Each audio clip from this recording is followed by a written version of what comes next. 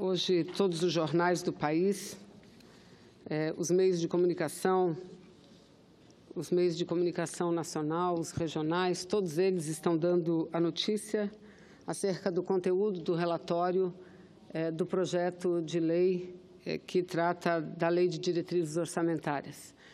E o que a imprensa vem destacando é o fato de que, mesmo existindo lei aprovada pelo Congresso Nacional, que garante aos servidores públicos reajustes, ou seja, recomposição em seus salários, mesmo e apesar disso, da existência da lei, o relatório apresentado, que será apresentado pelo relator, propõe um congelamento não só dos salários do conjunto de servidores, mas também de todos os benefícios que são pagos.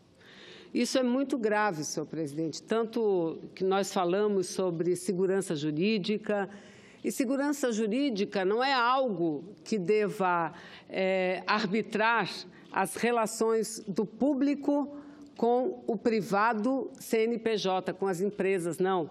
Segurança jurídica é algo que deva arbitrar toda e qualquer relação, seja com pessoas físicas, seja com pessoas jurídicas. E mais, senhor presidente, todos nós lembramos que, em decorrência da defasagem, eu não estou aqui falando de salário de Marajá, não.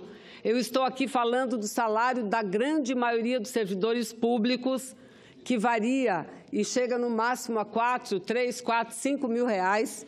É o que ganha a maior parte dos servidores públicos, que lutaram por muito tempo, fazendo greves exaustivas, difíceis, para que pudessem obter do governo o direito, um direito seu garantido, que é a recomposição das perdas salariais.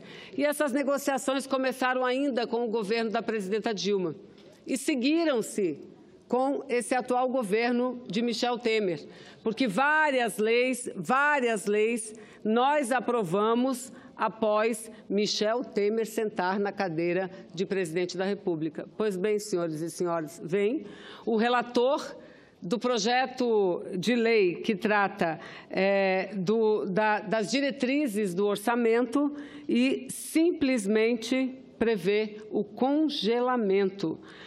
Ou seja, o Congresso Nacional, deverá nos próximos dias analisar este projeto de lei, analisar o relatório do senador Dalírio Beber.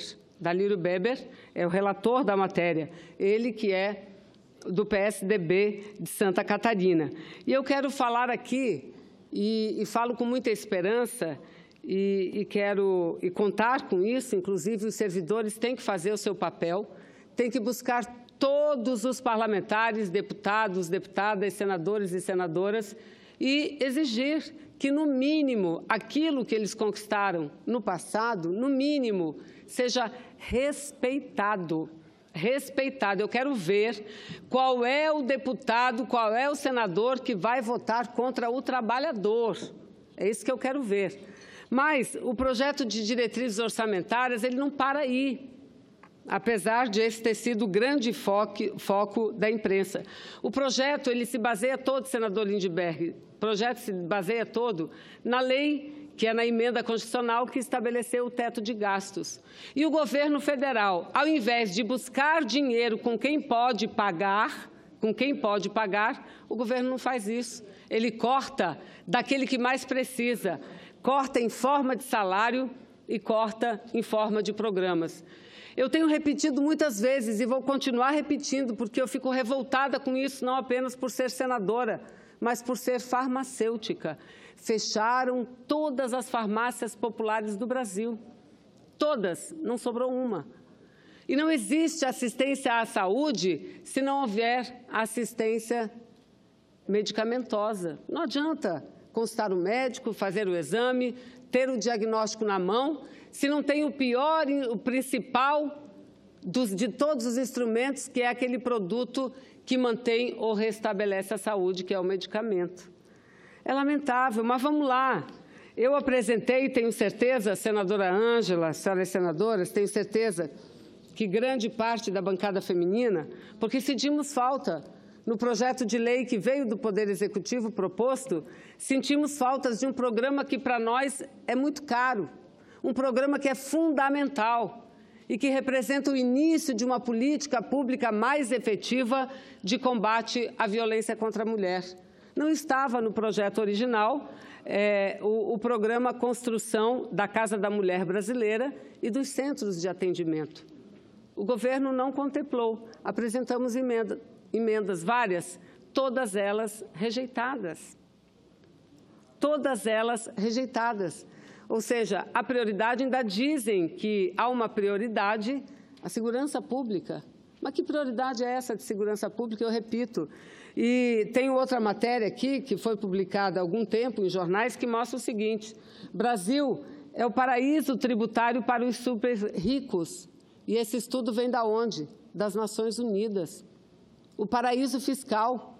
Ao lado da Estônia, senador, ao lado da Estônia, o Brasil é o único, junto da Estônia, são os únicos 2 países do mundo que não tributam a distribuição de lucros e dividendos. E olha o que mostra o estudo, é muito grave isso.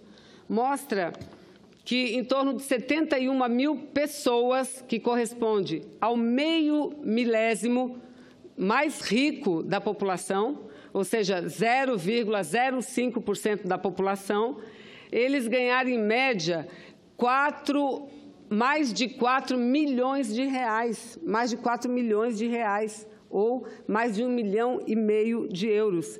E desses 71 mil brasileiros, 50 mil, no mínimo, segundo o estudo das Nações Unidas, recebem a partir da distribuição de dividendos,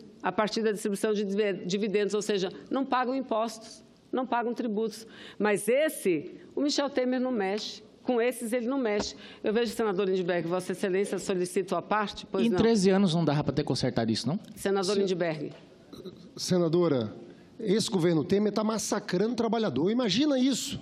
Dizer que o servidor público, um professor, vai ficar com 0 de aumento em 2018, 0 em 2019. Isso é inconstitucional. Nem reposição à inflação ele quer dar, mas é massacre para tudo que é lado, senadora Vanessa. Você veja a pobreza. O Lula tirou 32 milhões de pessoas da pobreza absoluta. Em 2017, nós voltamos ao mapa da fome. 1,5 milhão de pessoas na pobreza. Quando a gente anda nas grandes cidades, a gente vê as pessoas dormindo ali. Vossa Excelência falou, fecharam 400 farmácias populares, que davam remédio de graça para hipertensão, para diabetes, para asma. É um massacre no trabalhador, para tudo que é lado. É por isso que, quando eles botam pesquisa, o Lula está na frente.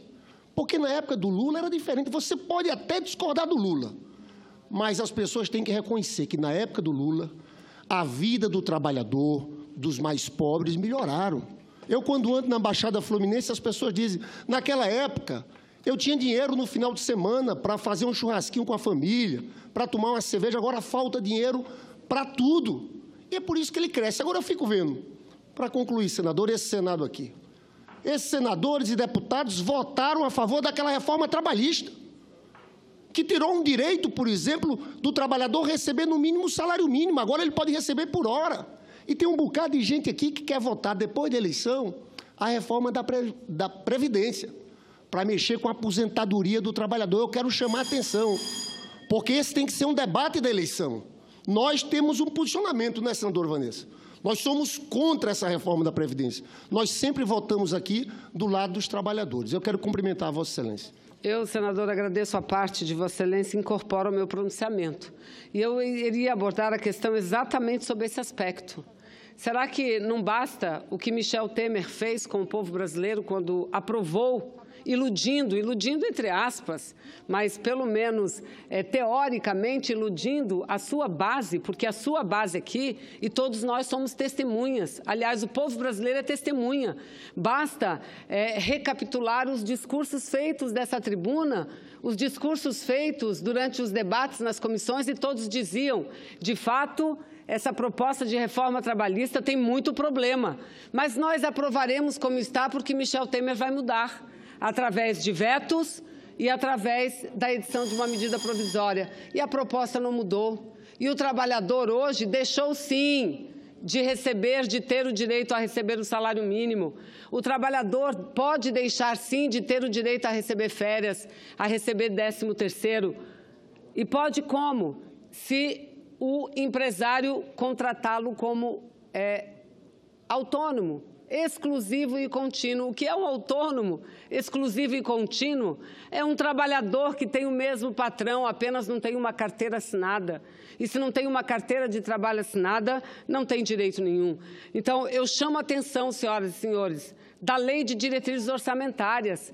Não podemos aprovar a lei como está. E é simples, senador, para quem acha que só há críticas, nós apresentamos a solução. A própria Lei de Diretrizes Orçamentárias pode prever, sim, a instituição, a partir do ano que vem, da cobrança do tributo de distribuição de lucros e dividendos e adendar ao orçamento, no mínimo, mais 40 milhões de reais. No mínimo, isso pode ser feito. Mas pode ser feito mais, pode ser incluído, e nós estamos apresentando as emendas, pode ser incluído também, senador, o imposto sobre grandes fortunas. Pode ser incluído, eles não incluem as privatizações que eles pretendem fazer como recursos que ingressarão nos cofres públicos? Pois então, vamos incluir isso, vamos tirar, porque além do Brasil ter voltado para o mapa da fome, como diz Vossa Excelência, e voltou por quê? Porque acabaram com a política de valorização do salário mínimo, acabaram com a política de valorização do trabalhador. Além disso, o Brasil, eu repito, segundo as Nações Unidas, é o paraíso tributário para os super ricos, que não pagam impostos. Eu concluo, senador João Alberto, nesse minuto que Vossa Excelência me concede, ao invés de tirar dinheiro, acabando com programas importantes de combate à violência contra a mulher, programas importantes de assistência às crianças, à juventude, ao invés de fazer isso, de congelar salário de servidor, ao invés de fazer isso, o que o governo deveria fazer? Buscar aqui, em quem pode pagar, mas não. E depois reclamam quando a gente diz que Michel Temer chegou ao poder pelas mãos da maioria do parlamento brasileiro, deputados e senadores, e lá chegou para cumprir um objetivo claro, que é fazer as reformas impopulares, reformas que um governo eleito não teria condições de fazer, reforma trabalhista, reforma tributária. Mas é por isso que a esperança ainda se mantém viva em derrotar todos esses que estão querendo derrotar o povo brasileiro nas próximas eleições. Obrigada, presidente.